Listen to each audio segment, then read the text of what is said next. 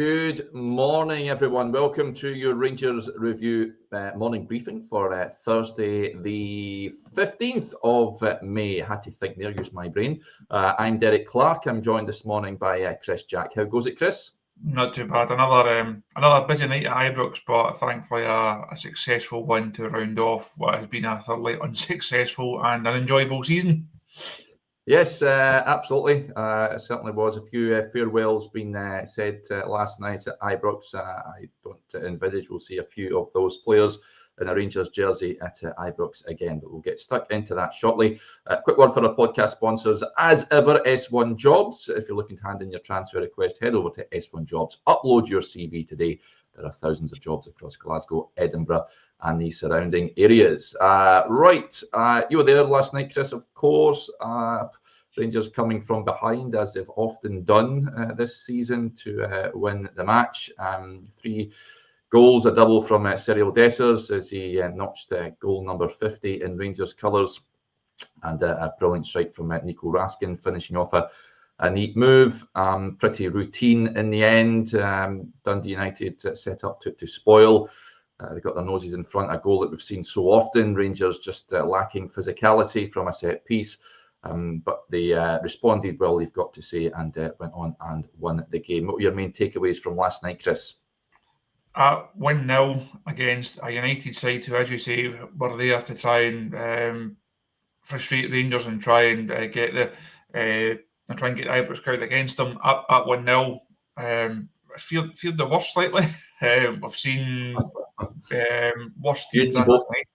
We've seen a lot of teams come to Ibrox this season, and I think Barry said it himself a couple of weeks ago, that fear factor is just not there. I think when United do get that goal, Jim Goodwin would have fancied his chances of perhaps coming away with something. As you say, it's a really soft, poor goal for Rangers to lose. Set pieces have been an issue once again this season at both ends of the pitch. A good delivery, it's a good header, but Rangers have to have someone that's marking and challenging a whole lot better than that. But I think they responded well and they got the goal at a good time. If it goes another 10 minutes or so, people maybe start to get a bit more upset. But I think they showed the right reaction to it, got the goal, and then from there, I think Rangers were fairly comfortable. I don't think you got too many complaints over the final outcome. Could have perhaps scored a couple more goals. Good to see Dessers get his double. I thought Raskin took his goal really nicely. That was a nice move. And they come through it. The end of the season. It's not a high, it's not a positive, but they don't end it with another negative and with another low. So that's probably the main takeaway. As you walked out the doors last night, you're just pleased that it wasn't another game that we've seen fairly regularly at Ibrox over the last few months. Love this. Jimbo says, just let the dog out for a pee, wide awake at 3:40ish a.m. in Florida. Really early. Good morning, boys. Good to have you tuning in, Jimbo. Not jealous whatsoever. Although the temperature, the weather over here in Warrington has been nothing short of sensational in recent weeks. So, good to have you tuning in anyway, Jimbo. Let's get to it. Chris, Cerny Raskin. I think there's an embargo. He spoke to the press, you guys, last night. His embargo that you should hear from him then about 12 noon. Big question marks over his future in the summer. He's now the top scorer this season in the league, 17 goals for the campaign after his double last night. Took his goals well. It was almost Mark Hateley-esque, his header from the Jefty cross. Loved that goal. Took his penalty well. Fair play to Tav for letting him hit that penalty to reach that 50-goal milestone. I said it with Joshua last night. I wouldn't be chasing him out the door in the summer. If an offer upwards of £3 million comes in, then I'd imagine the Rangers hierarchy will look at it. If he is part of the new look squad next season, I have no issue with that. Where do you stand on it?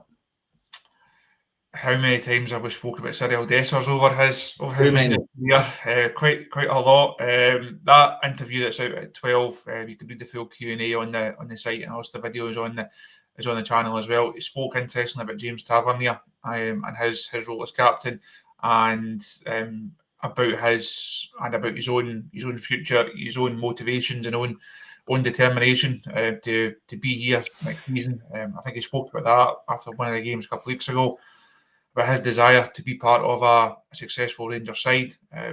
To get 50 over 2 seasons, you have to say he's held up his end of the bargain. He made that point himself over the last couple of weeks, that if you had said when he first signed, this guy will score you 50 goals in 2 seasons, everyone would have taken it. The frustration comes because we know it could have been 60, 70, 80, 90 goals over that time. But you can see the same. We scored 90 goals. That's the thing.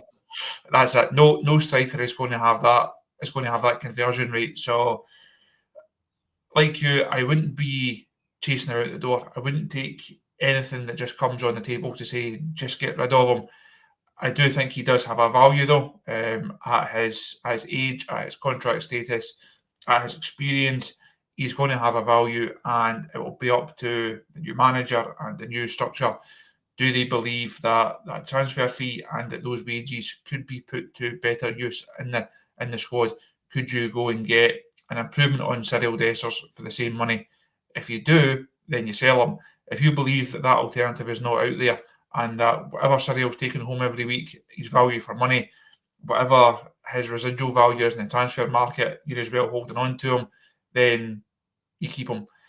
Do you keep him as your first choice striker next season? I don't think so. And the debate then goes: is he still value for money at second choice or at second in the pecking order? Is he happy not playing as many games and not getting as many chances? You look at someone like Ickerman, I think he's the type of player Rangers have to really develop next season. He's had a good first season, a number of high moments.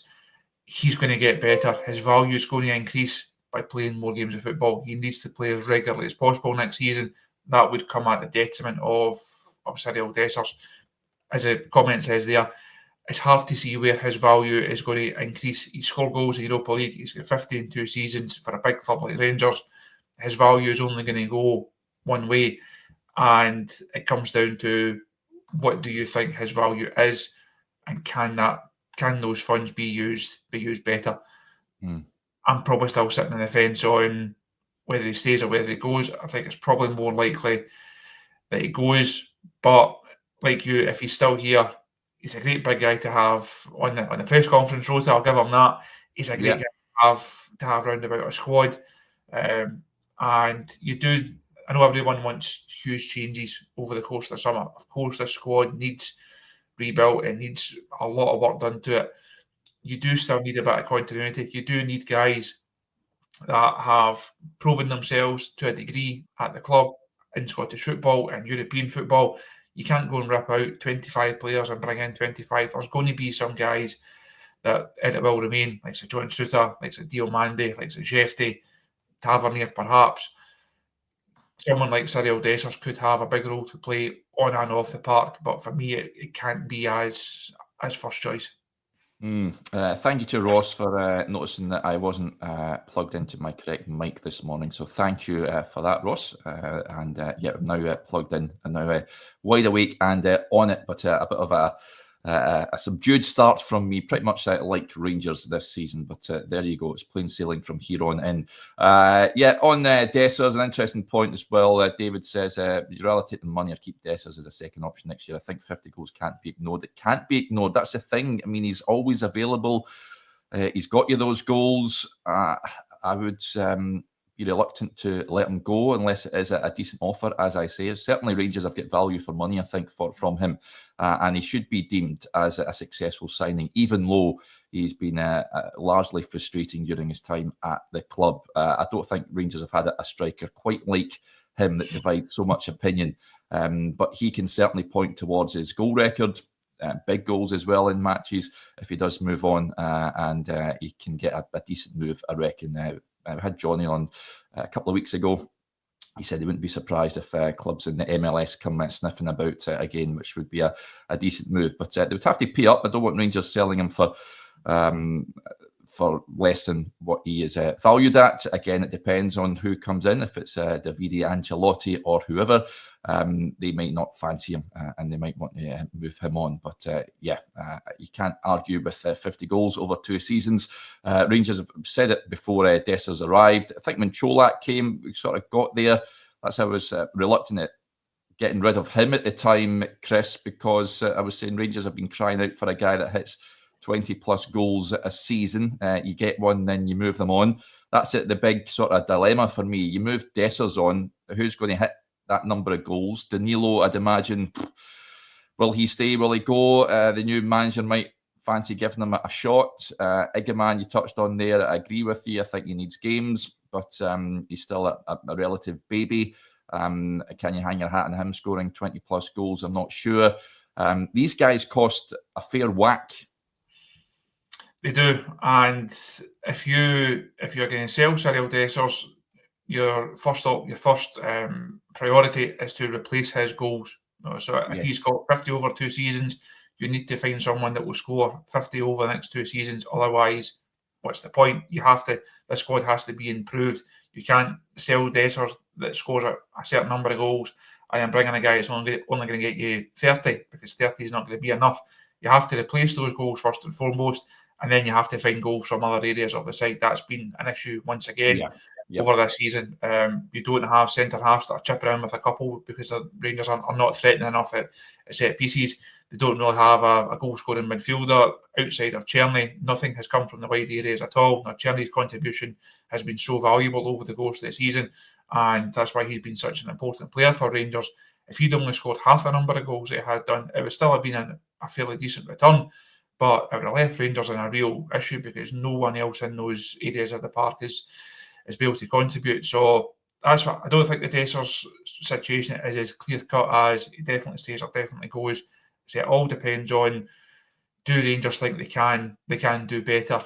I think they probably could, but it's then that risk. You're bringing someone in who, as I touched on there, Cyril understands this club. I think he gets it. I think he quite enjoys the unique highs and lows of it and some of the madness of it. Again, he mentions that in the interview that's out later on. Good character.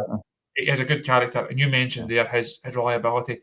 Having someone that you can just hang your hat on to be at every training session and to get through the number of matches that Rangers are going to play, that's invaluable. That's something that, when it comes to rebuilding this group over the summer, they need to find more characters like that. We've seen it in previous seasons when you have, like Sir James Tavernier, you had Connor Golson, big figures that you can just say they're going to play.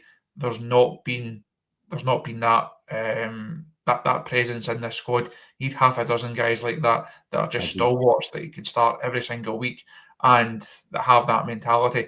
And when you line up all the pros and cons of Dessers, the big con obviously is he misses quite a lot of chances.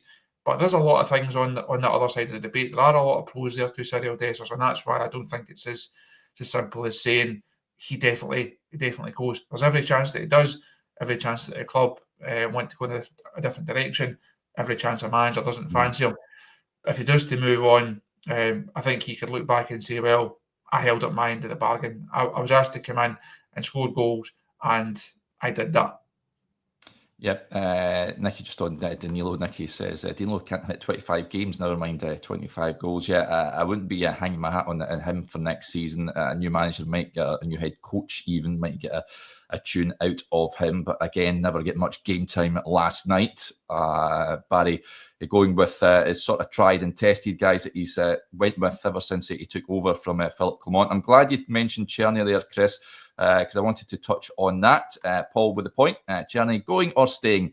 That looked like a farewell to me last night. I know he's posted on his Instagram as well, which pretty much looks final to me. But he does have interest from some of the top leagues in Europe. If Rangers can get a deal over the line, then magnificent. But I wouldn't be holding out much hope of that. That looked like a goodbye last night, did it not? Yes, I think it looked every inch. Thank you, and wish you all very well for the future. I was pleased that he got the reaction and the reception that he did. Like over the course of the season, he's been a really good performer for Rangers. Again, I think he's been a good guy to have in and around this squad. unfortunately, his transfer fee will be too high. His wages will be too high. He'll be out of Rangers ballpark. But with the new owners, do you think that's the case, or do you think I mean, if this wasn't happening, the takeover, then I would say absolutely. But we don't know how much money is going to be available to spend. But I'd imagine it'd be a considerable amount more than what would have been the case had this 49ers enterprises not been taking over. I think the problem is the scale of the work that needs done. See, if Rangers were in a far stronger position and they only really needed a couple, so you're saying we'll go and maybe sign another striker, or we need another wide option, we'll maybe go and sign a centre half that's going to be a starter to replace Balogun and Proper. If that was all that needed done, you could say you can like stretch the budget a wee bit, and you can afford, in a lot of senses of the word, to go for someone like Cerny. Rangers will only have X amount to spend. We don't know what that X is. It's not going to be an unlimited checkbook. There will have to be decisions made. If Rangers only needed a couple, you can justify going and spending several £1 million on the one player and going and making that deal permanent. They don't. They need a lot of players. The budget will have to be stretched and moved in different ways to try and improve the entire squad. It's almost the same as the Tillman situation a couple of years ago. I know people were saying, just pay the money, just go and do it. Again, that summer, if it was only a case of you need two or three, you can afford to go and spend. I think it was at 5.5. I think the fee for Tillman was around about that. You can go and afford to spend it. Rangers had to go and spend whatever they spent, and it was spread far too thinly. So I think that the same thing will happen with Cerny. It looked like a farewell last night. I know Barry said, "Okay, never say never." I don't rule anything out, but I think we've seen the last of Cerny in a Rangers jersey at Ibrox. Yep, just when you say Tillman, he was part of jubilant celebrations at PSV last night as Ajax somehow managed to lose the league despite being 9 points clear with I think a good few games left, but they blew their lead. They conceded a 99th minute equaliser against Groningen last night, which meant that PSV won the title. So almost a helicopter Sunday scenario over there in the Netherlands.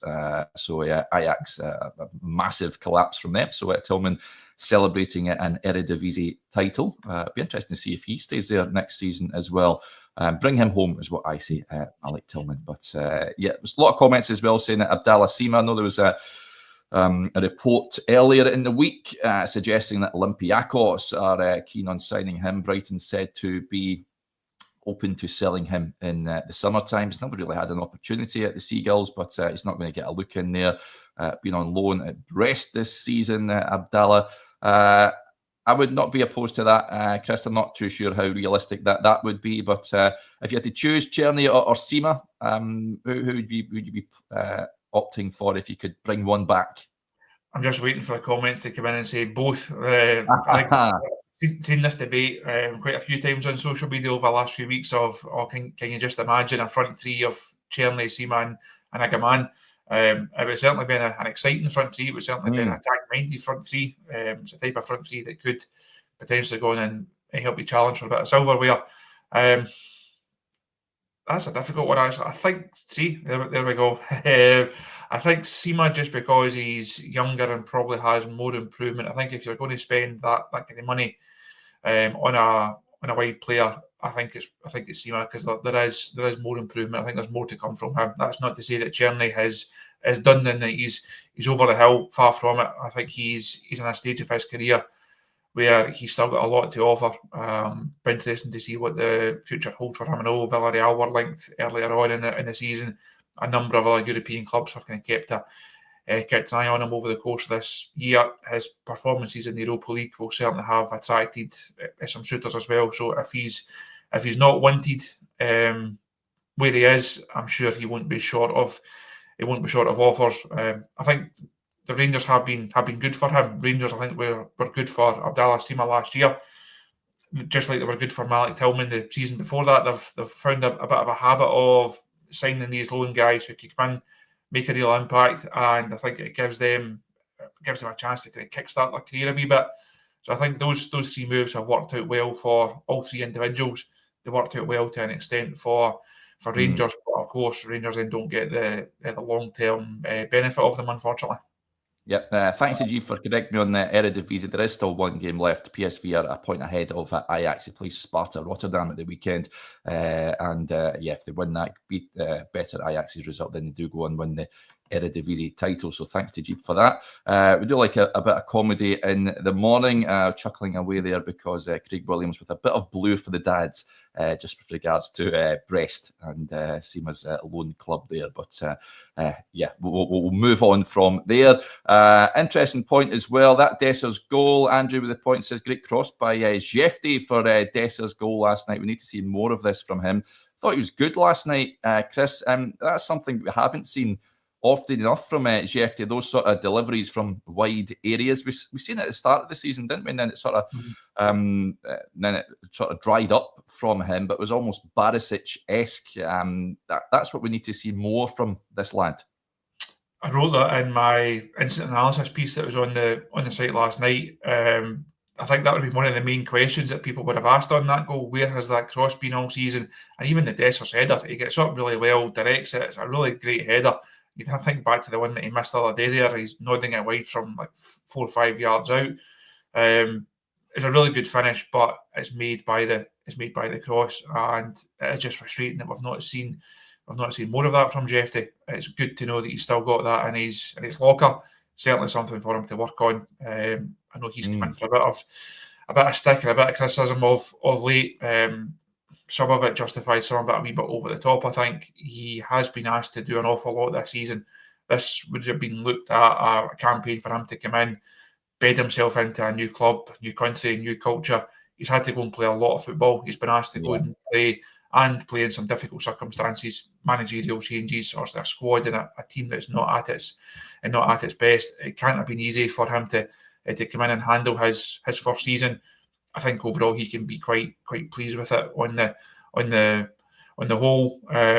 But that type of performance and certainly that type of moment, it does show there's something there. There's a player that can be worked on, that can be improved, an asset that can still be valuable. Left back is also an area that Rangers have to address over the summer. Made it clear over recent months. I think Ridvan should be moved on. Rangers need someone to make the same point about Cyril Dessers. Need someone that's more reliable. Need someone that you can hang your hat on to go and play games. That would ease the burden on Jefty, and I think that would help him quite a lot in his second season. So I think he can be really pleased with his performance last night. I thought it was good against Aberdeen at the weekend as well. So more of that to come next season, hopefully. Yep. Thierry with an interesting point I wanted to flag up here. He says, Raskin's goal reminded me of that Rod Wallace goal against Dortmund. Calm down, Thierry, but it was a decent goal last night from Nico. That's another interesting one, Chris. What's your hunch? Do you think that was a farewell game for Nico as well last night? I certainly hope it is not, but he will be attracting admirers. He's already been linked to a number of clubs. To it, I think Villa and Leeds were accredited with an interest reportedly down there.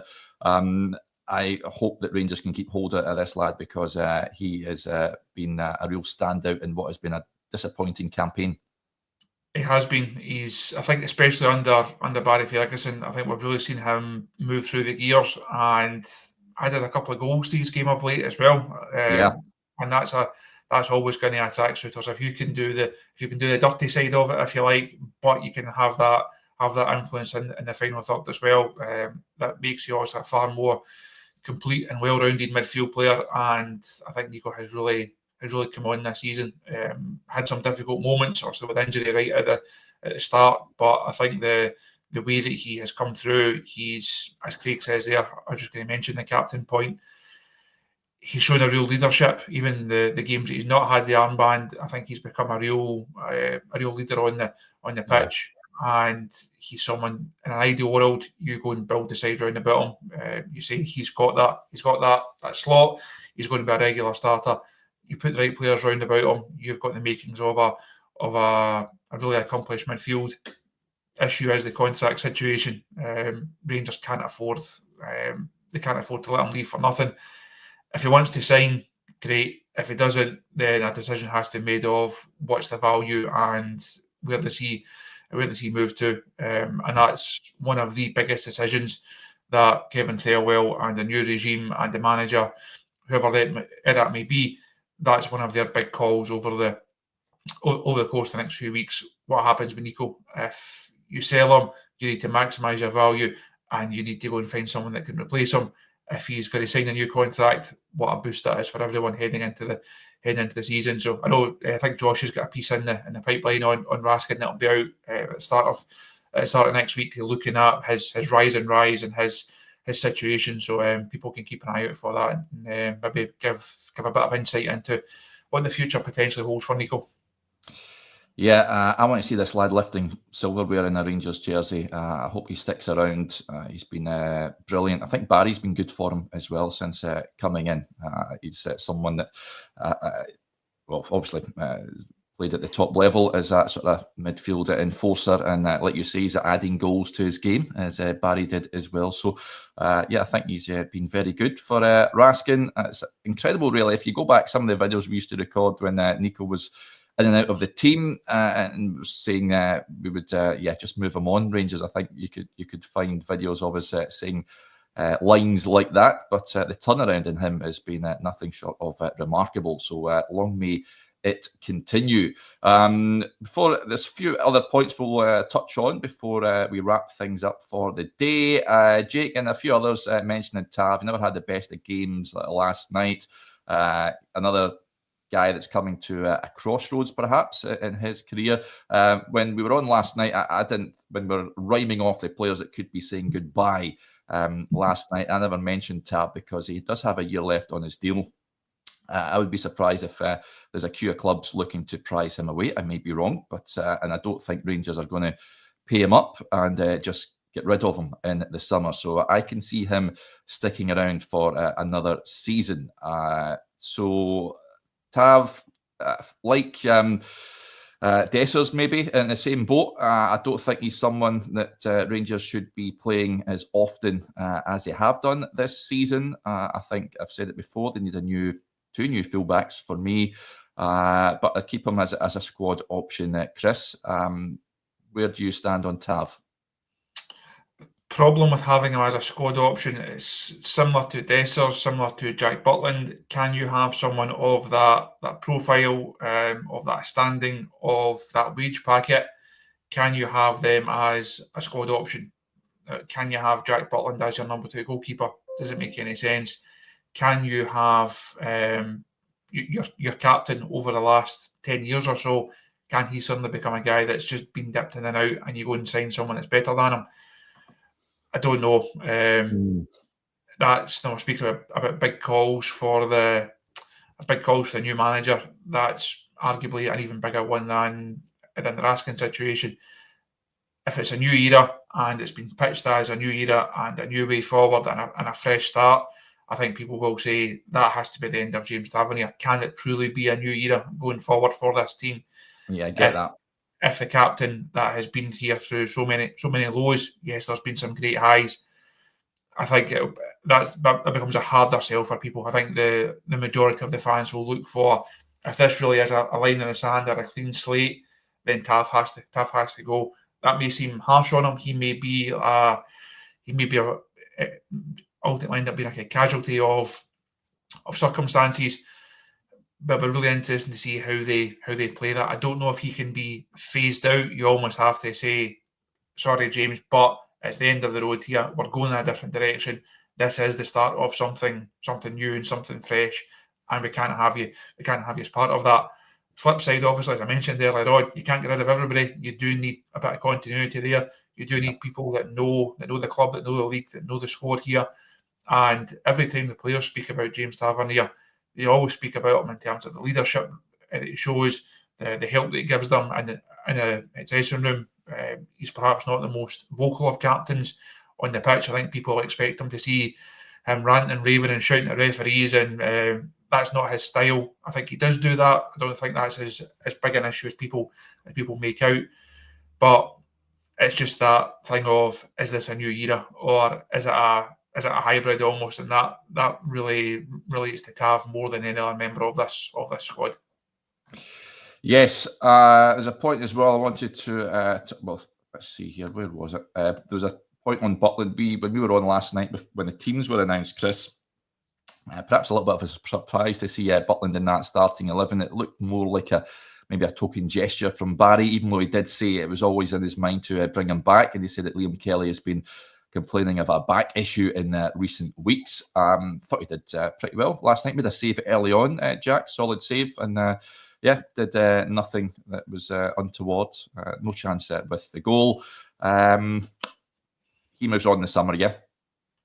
I think so. I know Barry said last night that Rangers have 2 number ones in Jack Butland and Liam Kelly.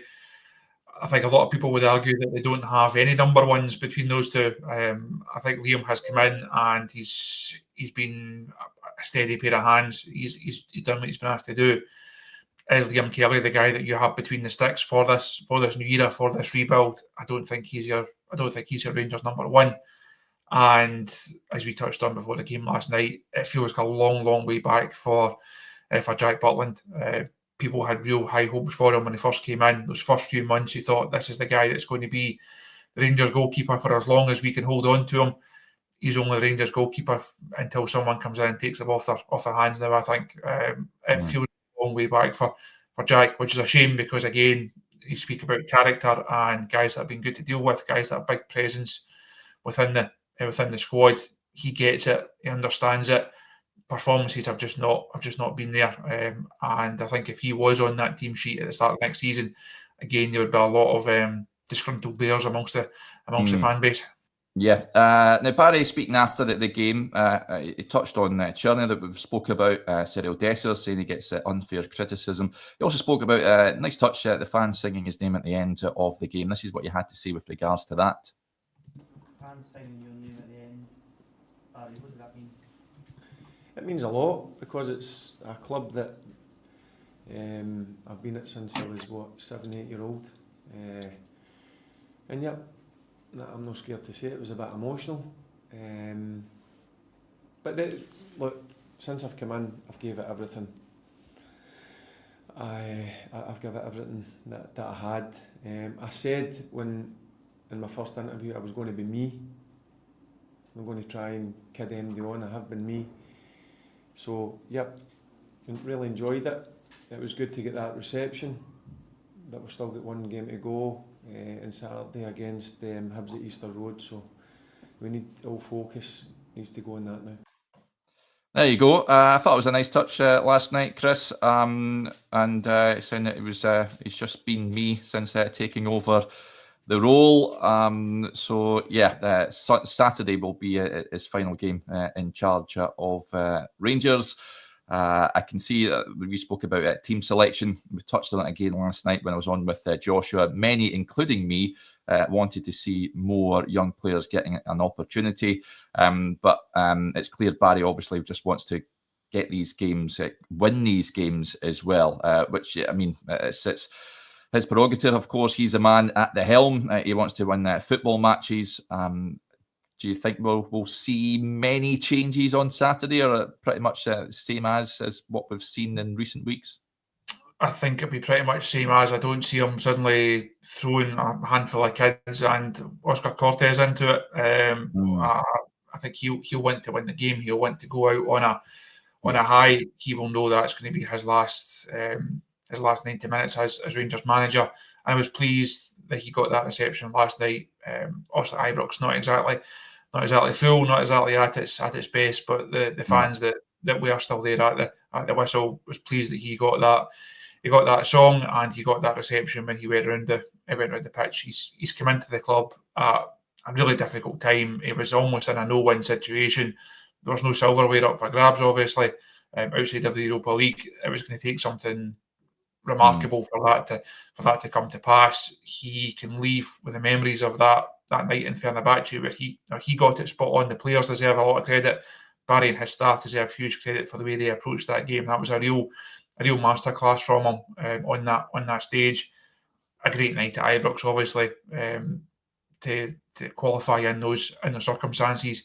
You then go and win at Parkhead. He's got some great memories to take away. Ultimately, the Ibrox record has not been good enough. The way they went out and Bilbao will still hurt, I'm sure. So he said it himself the other day that it's not been perfect. It's not been the dream run that he would have hoped for. He can still look back and say, for a set number of games, he's been Rangers manager. And for a guy who's been at this club since he was 6 or 7 years old, to play for the club, to captain the club, to win the trophies that he did, to then come back and be Rangers manager, it's another small part of the Barry Ferguson story and the Barry Ferguson legacy. I know he has taken a bit of stick for some of his decisions and team selections over the course. I think people should just be thankful for what he's done, for stepping in at the time he did, and it certainly won't sour his Rangers legacy over the once the dust settles on this season. I think it will only add to Barry Ferguson's Rangers standing. Yep, and a great night for the Fergusons as well. As Alexander says, congratulations to Lewis winning the Italian Cup final. Should be at Rangers, he says. Yeah, incredible stuff. Bologna defeating AC Milan last night in the Coppa Italia to win their first trophy in 51 years. Lewis, of course, the captain at Bologna. Utterly staggering stuff. So well done to Lewis Ferguson. That point about should be at Rangers. Yes, he should be. It just blows my mind why Rangers never acquired him when they should have done. But would he have gone on and had the career that he's now having if he came to Ibrox? Who knows? It's all ifs and buts. But that's some achievement for Lewis over there, Chris, isn't it? It seemed the most obvious signing in terms of obvious signings, and it never materialised, and that ship has long since sailed. He's gone over there and come back from a really serious injury as well. Oh, what a moment for him to come back from that, to play the part that he has this season, and to end it on that high. It's a remarkable story. Fair play to Lewis. He's always been a really accomplished midfielder. Great to see him going out to Italy and performing so well, and hopefully another couple of Scottish boys in McTominay and Billy Gilmour, hopefully they have reason to celebrate over the few days as well. Yeah, good Hamilton boy, Lewis. So well done to the Ferguson family. An absolutely proud moment for them. Right, before we wrap up, managerial situation. Any updates on that, Chris? Davide Ancelotti, of course, the leading candidate, according to reports in Spain and Italy, as we reported earlier on in the week. It's pretty much a done deal that he will be taking over next season. He's said to be assisting his father, who will be taking over Brazil for some World Cup qualifiers at the start of June before taking up the reins at Rangers. Now, we know that the 49ers Enterprises had guys in attendance last night. Andrew Kavanagh, Greta Steinton was there. There's another guy there, his name escapes me, but it was a packed director's box last night. Any update on the managerial search? That's the big question, isn't it? That's the question that was on everyone's lips last night. The other 49ers director that was there is Raminder Dadwal. He's been at quite a few games over the course, and he was over for the tour of Ibrox that Parag Marat was in town for week before last. I think that was now. Time has got the better of us. That was the main question everyone was asking last night. Obviously, the Ancelotti name was the one that was on everybody's lips. Rangers, for their part, continue to say that there's no leading candidate, as we discussed on the show the other morning. That there's no leading candidate, and the process is still ongoing. Safe to say it's top of my to-do list. I actually bumped into someone leaving the ground last night as I was leaving exit 19. Someone walk along Emerson Drive. They said hello, said they're a fan of the show, and the question is, who's going to be the manager? I don't think we asked a question more that one over the last few months. And I always give the same answer. As soon as I know, I will tell you. I'm not sitting on a big state secret here, unfortunately. So as soon as I can find out and we can confirm it, we'll also bring that to people on the site and on the socials. And I think there maybe be a breaking news show if that particular news is confirmed as well. So it's very much on my to-do list. But we do expect movement soon because Rangers, safe to say, they have to get cracking. They do, and Real Madrid, I think they had the game last night, didn't they? Scored late on to win against Mallorca, if I'm not mistaken. They have 2 games remaining in La Liga. Rangers, of course, have one this coming Saturday. Then Barry did say in his pre-match press conference, expect a bit of movement in the next few days. So, things hotting up with regards to that. But you will be the first to know, folks. Keep your eyes peeled on the website and also on the YouTube channel as well. Make sure you're subscribed, as Chris says there. We'll certainly be on with a breaking news show whenever we hear of any developments with regards to that. Right, we'll wrap up there for now. Thank you to you all for tuning into the show as ever. It's much appreciated. Tomorrow I'll be on with Stevie, who makes his first appearance of the week, 9:30 as ever. So, join us for that. Until then, enjoy your Thursday, folks, whatever you are doing. Bye for now.